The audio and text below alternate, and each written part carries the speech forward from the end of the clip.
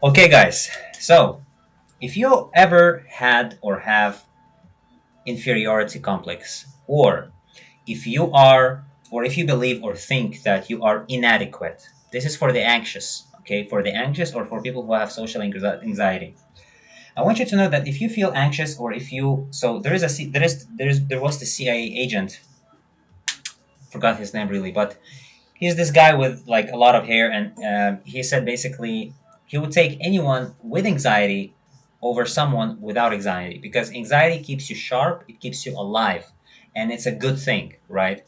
And so to basically defeat social anxiety, you would basically need to change your view of reality. You basically need three layers of self belief.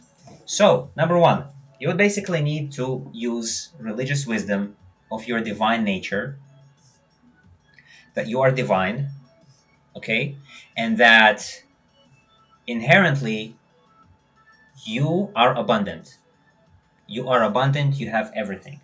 So this is your divine nature. They say maybe you have heard like the soul when you sleep, where does it fly, right? Or like the basically like the energetic exchange you have.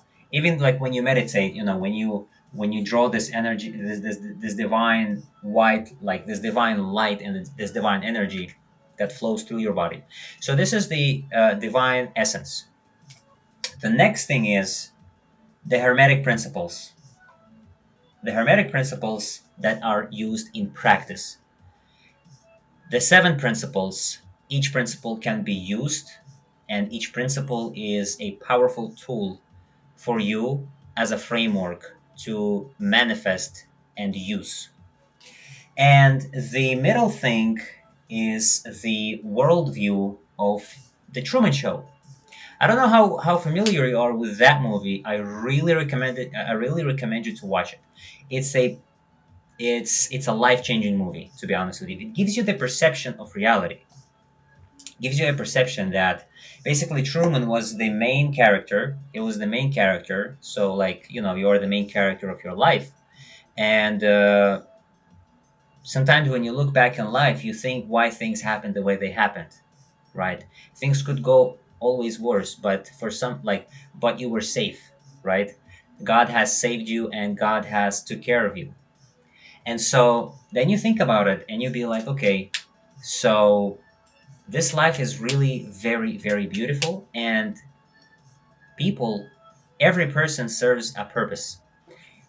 So, for example, if you break up with a person and you mourn their departure, sometimes you could think of it as they were there for you, they came to participate willingly, and they left. So they came here in under the guise of life, love, regardless of what it is. If you learn to be the witness of, like, if you learn to observe this reality, being detached from, like, if you are not immersed, you will be able to see why they came to your life and why they left. Some people or some students text me and they be like, hey Kamal, I need your help with preparing, so I want you to help me prepare for some task. I'd be okay. And then they send me, like, papers. There's a lot of new words that I really don't know. And so, and then they disappear. But before they appeared, I'm on a quest to study and learn new English words every single day. And so when you think about it, that person just came, blah, blah, blah, blah, no matter what they said, test, messed, help, not help, they had to appear logically. There is a reason for everything, and they disappeared. I hope you grasp the idea. It's the same thing as in a dream. You dream, and maybe you remember some dreams vividly. Maybe when you were running away, when something terrible, or when you were in a strange world. Unless you are aware you are in a dream, the script goes as it goes. You can be the victim of the dream unless you wake up in the dream. When you wake up in the dream and you understand that this is a dream, you can change everything. You can turn a foe into a hoe. You can turn anything into, like, you can really turn, you can fly, you can do whatever you want. And so this is the same thing in real life. Your control over reality is in direct proportion to how much you are awake. So think of it this way: the more you are asleep, like the more you're just existing and you don't ask yourself why you're doing the things you're doing. Are you awake? Are you asleep? What's happening? Where are you going? What's your plan for today? If you are not living consciously, then pendulums, and this is a new, like this, I don't know if you're familiar with the concept, but it's basically, let's put it in other words, the whispers of the devil.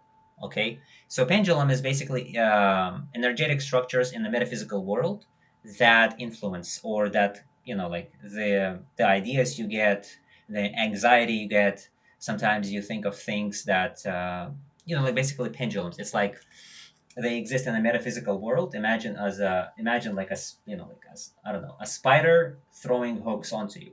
So basically, the more unconscious you are, the easier it is for those energetic structures to manipulate or control your subconscious. You would be scrolling TikTok, you would be scrolling Instagram, you would be, for example, you would see some shocking news, you will indulge in it, you will wallow in this feeling of remorse, or you perhaps get dejected.